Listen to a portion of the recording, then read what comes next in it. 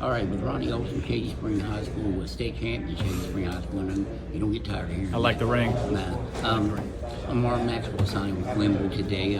What kind of players, Bob Bowen, a guy you've known for a long time, what kind of players are you getting up there? First thing comes to mind is a fierce competitor. There's no one that's going to compete and outwork Ammar on the basketball floor.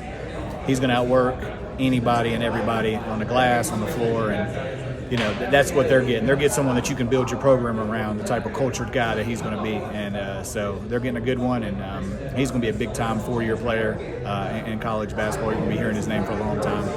I don't know if anybody, even yourself, expected 4 state championship games played when he came into the program, win 2 of those, first-team All-State captain, or I think it was the guy that was the year before was back, and he's still named captain. Yeah.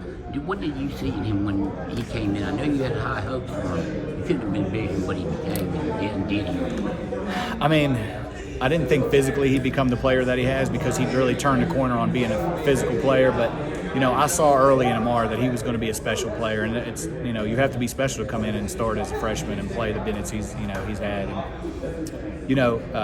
to play in 4 state championships and to win 2 and him be a big part of all those is something that we hoped for, but, it's pretty surreal.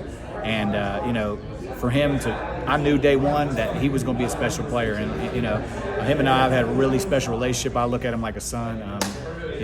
He's, you're close with all your players, but Ammar and I have a really good bond, and I love him to death. So I knew what he was going to. He was destined for greatness, and none of this surprises me. Is there one highlight, one thing that sticks out to you in his career, what he did? I mean, obviously state championship is an easy pick. I just think leading his team this year. We had a ton of guys that we were so balanced, but leading his team down to Charleston mentally and leadership-wise, and refusing to playing through bumps and bruises and injuries and playing through all that and leading his team to a state title is what's phenomenal to me. I mean, anybody can say, my senior year, I'm going to do it. We're going to lead him, and he did it. Well, one year that people thought you might not make it was this year. Yeah. Does that one kind of go to the top of the list because this year, to the top of the list because of that? You might have to ask me that when the season starts because it's still kind of new. The first one felt real good, and it's like, your first one, it's like no one could take it from you. But the second one, I think what we went through means a lot. So you maybe have to ask me in November, and I'll let you know if I tell you the truth or not. Okay. Well, I always expect you will. Right? Yeah. Okay. Well, just checking.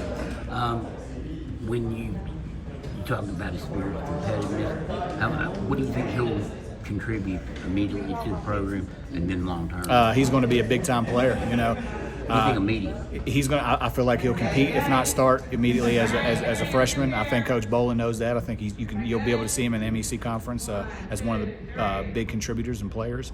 And I think that if he has a good career, I think he can find himself, hopefully, which is every player's hopeful dreams is to be a Division I player. If you spend way at the transfer portal and everything works, I mean that's something that you want to accomplish and do. But he's going to have a stellar career, whether he stays at Glenville for 4 years or if he maybe a senior year plays Division I or whatever it is. He's going to come in and contribute immediately for Coach Bolin. You remember no portal days. Yeah. If there's no portal, is he a D1 player, do you think? And Coach Bolin and I even talked about this. A lot of on the current landscape. Yes, current landscape. If you're getting money and you're getting school paid for and you don't have to pay and you're getting money Division II, that means you're big time. That's borderline Division I. So it's not the same as it used to in the transfer portal. The numbers are asinine on it, and for you to be able to accomplish what he has in 2024 with everything going on speaks for itself. It doesn't happen to a lot of players. No, Ronnie, I appreciate it, man. Thank you. Thank you.